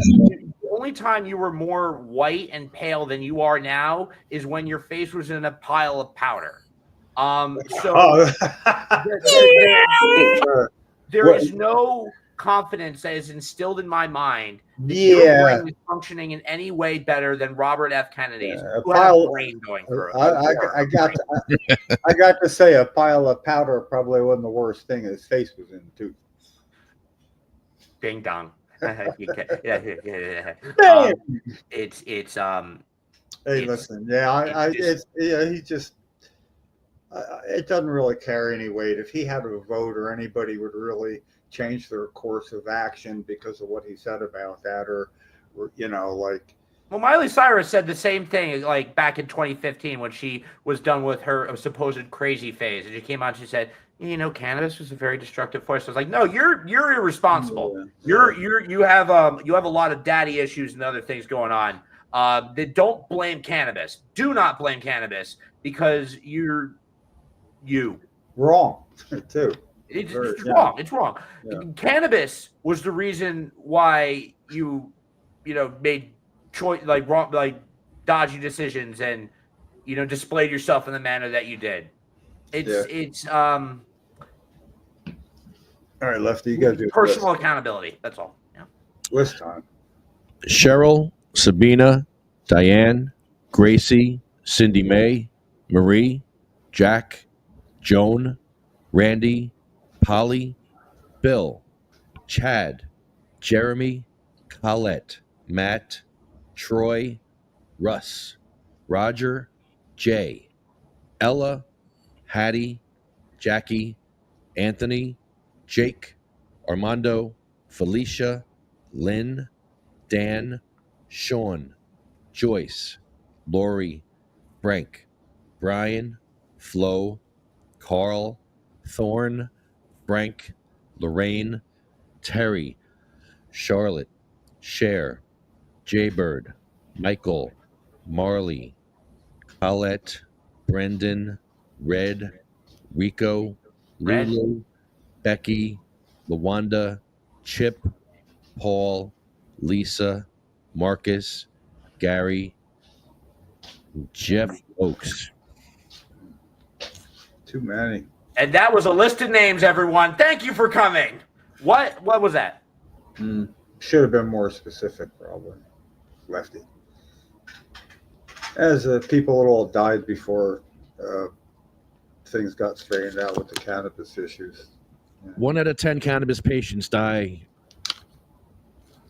They were most were patients. Yeah. My grandfather, on his final days of pancreatic cancer, was administered THC to ease the pain, and I always wondered, if it were if Jim's fight had gone better, would he still be alive today? So That's it's why we definitely have something that comments like Elton's don't help. It's like comments like that ignore medical patients and people who it's ultimately the consequence of weed getting caught up in the war on drugs. Drugs is viewed through a very general lens of All while okay, like that's the general scope. All while we stand, not while we stand by, but like while so many people stand by, why a bill is not getting a hearing that would change the lives of many cannabis patients by the fact that New Jersey would get less money down the road, so they say. Yet it's beyond the patients. It affects whole families. It's not just patients. But a domestic abuser with drinking problems could be our defense. Yeah, but the lack of, where we are at such a standstill has worn me to a very fine pointed edge, and it's one of these things where I fight against reacting. It's. So I'm keeping. But you still have. I think it's healthy to react. I think not as an advocate. As an advocate / activist, reaction is going to work against you. It has to appear to be a reaction at times. You want it to look like a reaction. It's like you have a reaction within you, but you want something to happen that you can blame the reaction on, or one you're setting up for a long-term play on, say, like a Senate president, and it kind of, unfortunately, a lot of people. it's like eating away at me that I can't do what I feel like doing right now. There's a certain, if I'm pretty much going to be the one taking care of what I need to take care of, and I don't need anybody to help me at all, just one person to film it. I can't do that myself. It would be really interesting if you coordinated everyone together would just start growing. No. The thing is, that's what's at the end of the road. There's a path that leads up to these things. It doesn't go right from something and you look outside and there's townspeople with pitchforks and they're all of a sudden at this place. What happened to drive them there is the question. We haven't been driven there. We've accepted the way it's going for almost 4 years as far as these bills getting a hearing. You know, it's not like a volcano that just erupts. That's not how advocacy is going to do it. It does. That's metaphorically. I mean, actually, with that, it would be extenuous circumstances. But it's sort of like, well, why did he do that? Why did you do that? Needs a very dedicated answer if it's going to have the effect, and you only have one shot. You know, it's not like a fight where you get to swing back and forth. It's like, if you know, and the underlying plan is somebody. I agree with not showing up where a person lives. The problem is when one person does something they know is affecting whole families in their house, wherever it may be in New Jersey, is affecting lives, you know, by not allowing information to come from a bill. The information that's there that can be verified. It's just a bill, a bunch of words, whereas. Yeah, that's good. And it's sitting there. But before it's heard, where people from both sides of the issue, for and against, come together in a committee hearing, and there's going to be Sheriff's Officers Association and this and police and rehab stuff and people like Elton John. Showing up, maybe, you know, to speak for and against something where senators from both sides of an issue, and there will be on any issue, they get to ask questions of the people giving testimony to keep them in check. This whole process plays out that now other senators get to read the transcript, talk about what happened and who said what, and then come to a decision on how they feel about home grow in this bill. But what we're doing now is, because it's the informational hearing is being held up, senators are still being asked how you feel about home grow for patients. And I'm saying it's an unfair fucking question, because the reason there is not a hearing is there's not any interest in the Senate for passing the bill. See, you don't want to ask somebody, what do you think about passing a bill you know nothing about? Because they got that's horrible. Well, they at least, they don't want to be held culpable, maybe. But the thing is, once there's a hearing, it does become a matter of record. Now we have a foothold to discuss the bill, whether or not you're going to vote on it. But you don't want anybody to discuss whether or not they're going to vote on something until a hearing is held that you can point to. It's built for failure, you know. So basically, it's a circle jerk going on.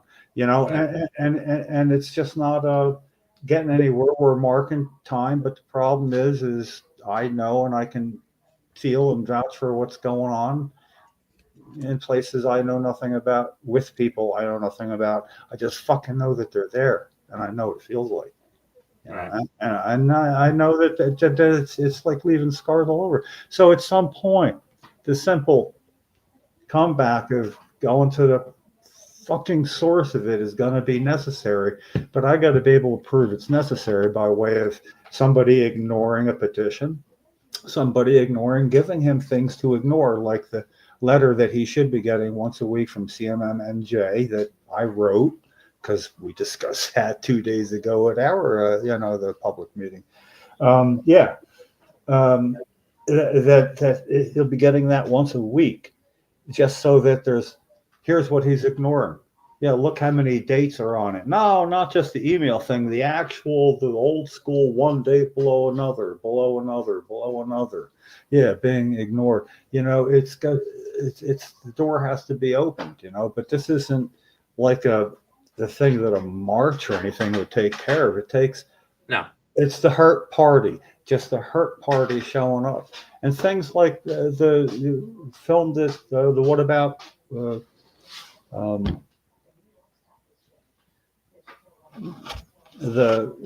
how long are we have to wait? What are we waiting for? You know, what do you call that video that you made, Lefty? What's the phrase?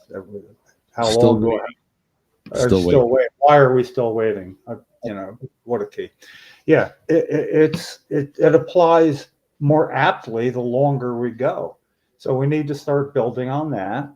We need to start doing some other things. We need to find somebody that has skill, talent, passion for doing rudimentary shit with video that Lefty has, so Lefty doesn't have to do it. You know what I mean? And you Lefty, you see my hand Yeah. raised? Yay. yeah.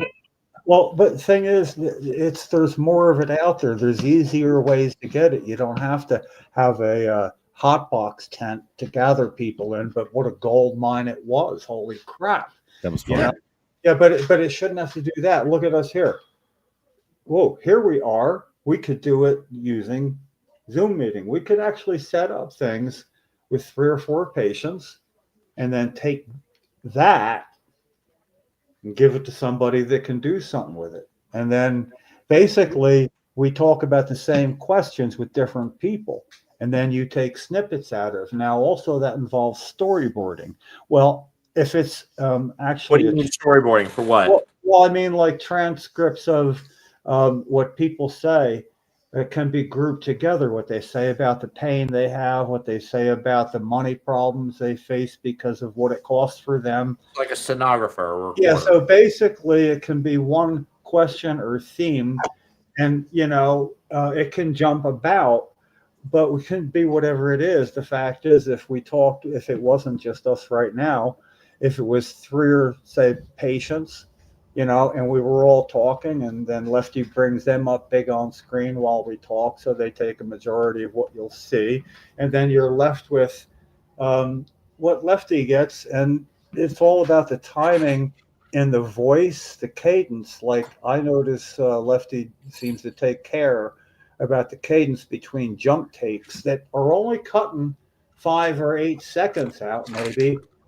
It's before a person's like moving, even so, but it's the sound and the cadence of the voice. It doesn't stop for too long or quickly in the middle. It's a purposeful yet rudimentary. Yeah, like I do in my most of my videos. I'll jump in I'll have the audio for the next clip play like a second over the last bit, so it's like a continued transition of speaking. Well, see, the fact that I don't want you to repeat any of it, but the fact that the way you just said that tells me you know exactly what to do about it, how you might be able to break this apart. And I'm telling you, it's what's missing. And Lefty should get me. It's like way back in the day. You know what I thought too? I was saying that's right. Lefty, what we should do, we got no more. We should make you next Thursday's guest. You, we no, seriously, we get to ask you questions. We want to. There's things and okay, yeah, right. We turn the table. I have to say in this. Let's start. No, and it'll be respect. It's things. Okay, let me ask you one thing. Right off. Now, there's a starting point. Kathy asked me, and I don't know. Why Lefty? Why is that your nickname? Your AKA Lefty. Yes, find out next week. All right, guys. Find out next week. And you can find out on Tuesday. Tune in, same time, same channel. Okay, that's good. They went with songs to the battle. They were young, straight of limb, true of eye, steady and low. They were staunch to the end against odds uncounted. They fell their faces to the foe. They you shall guys grow could interview me for like video and that are left grow old. Age shall not weary them, nor the years condemn. At the going down of the sun, and in the morning we will remember them. All right. Thanks, guys. All right. Good one. See you Tuesday. Yes, now. Yeah. Good. Leave the studio. Oh, hi, Kitty. This is Laura.